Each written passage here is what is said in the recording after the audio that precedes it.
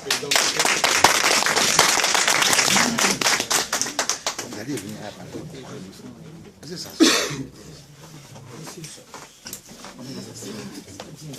Merci à monsieur le président du Conseil de l'Europe et représentant du frère Charles Député. Merci à toute l'équipe d'organisation. Merci aux sœurs et aux frères ivoiriens et africains qui sont venus cet après-midi pour cette rencontre d'information. Merci à Maître Abida, naturellement, pour sa disponibilité. Alors, mes propos introductifs seront consacrés à notre ami et notre sœur avocate, qui est à nos côtés depuis très longtemps.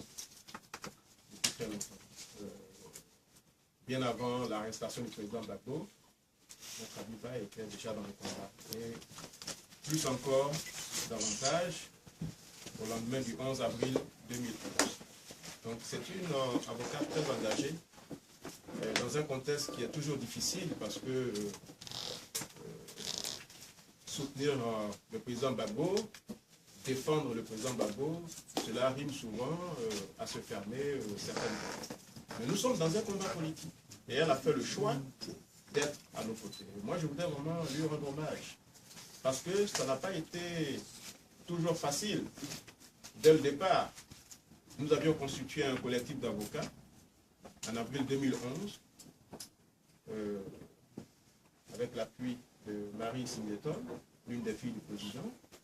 Et Dieu seul sait que ce collectif a fait parler de lui, pas toujours en bien dans les médias parce qu'il y avait des agitations, il y avait des jeux d'ombre de certaines personnes qui avaient d'autres intentions que les nôtres, qui reste toujours de faire libérer le président Gbagbo. Mais nous avons supporté le choc parce que notre engagement est sincère.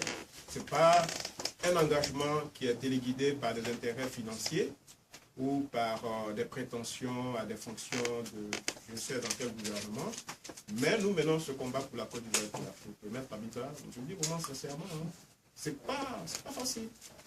On a supporté le choc et quand on se voit, souvent on en parle en disant, mais on a quand même tenu le choc. Parce que beaucoup à notre place auraient renoncé en disant, écoutez, vous voulez défendre Gbagbo, ok, allez-y. Mais c'est un combat très important et nous ne sommes pas lâches. On a tenu le choc. Donc, M. Kouté et le COJEP ont été bien inspirés de l'inviter pour qu'elle puisse vous donner les clés de ce qui se passe et les enjeux justement de la procédure concernant le président Gbagbo devant la Cour pénale internationale.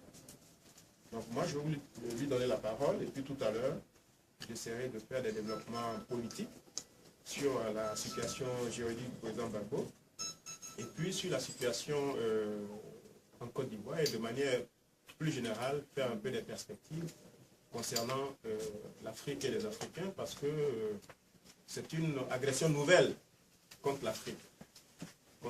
Et je souhaiterais développer ce sujet tout à l'heure à la suite de Maître Abida. Donc cher Maître, c'est ton tour de parler, donc tu as vraiment tout le temps, nos amis sont là pour que tu les éclaires. Voilà ce que je voulais dire en introduction. Merci.